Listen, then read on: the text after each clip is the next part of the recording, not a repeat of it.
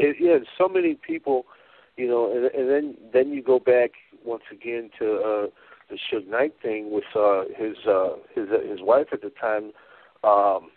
Her and White, they looks like, I mean, it almost looks like they had a plot going from the evidence you guys uncovered.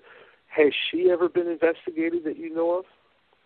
Well, that's the interesting thing about it. I mean, not only has she not been investigated, and we know this because Russell wasn't allowed near her because, he kept trying to do things and they kept blocking him at different points. Now, Russell was the one who actually, the first time he met Sharitha, I think it was the first or second, he was the one who had to give her the notification that Kevin Gaines, her boyfriend, had been killed. And Russ Poole said flat out, she didn't even show one sign of grief about it. And that's not damning. I don't want to make it sound like, that there it is. Because, people grieve in different ways. I mean, maybe she was all cried out already. I don't know. But at the end of the day, Russell's, had involvement with her. Now, I would say within 3 days or 4 days after the shooting happened, Sharitha was on the phone with the LAPD trying to get her car back because Kevin Gaines was killed in her truck.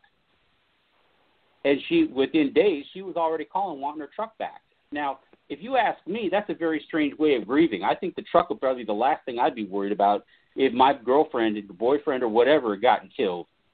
Getting back that truck would be the last thing. And, of course, the LAPD released the truck back to her, and Russ was pissed off because they had found traces of drugs in the car, and they were going to follow up on that. But because she got that car out of impound so fast, they never had a chance to finish all the testing that they wanted to get done. And so, there was a lot more to meet the eye there. But other than that, Sharitha Knight has never been talked to because largely, number one, you got to put this in perspective too.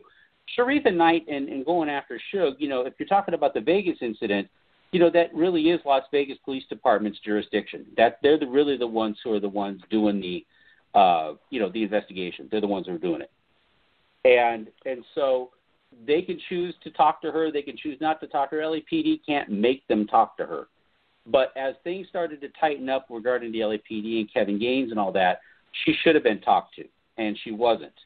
And it wasn't until people started understanding the kind of complex relationship that she had with Suge, where it was all about money. I mean, there was no love there. They were cheating on each other constantly.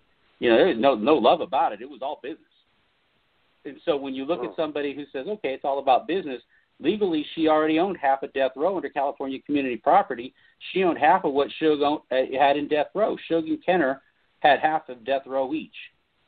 So Suge's half, she'd get half of that. She owned 25% of Death Row without even thinking about it. Okay? Now, are we saying that she put the gun in somebody's hand and said, run out and kill him? No, we're not saying that at all. But we have to look at motive, and that's really what it comes down to, means, motive, and opportunity. If somebody's going to be involved with something, do they have the means to do it? Do they have the motive to do it?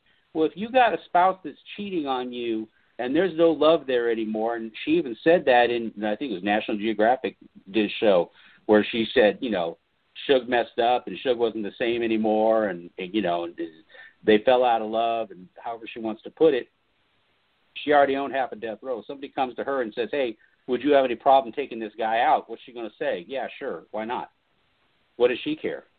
He's a cheating husband. I mean, that's why Gordon Martinez with the Las Vegas Metropolitan Police Department, any investigation you do that involves a murder of somebody, the first person they look at is but I think in this case, because he wasn't killed, it didn't readily just jump on everybody's radar to start looking in that direction. He wasn't killed. It'd have been a different story if he had been killed, because then they would have been following the playbook, and who's the first person you look at? You look at the spouse, right?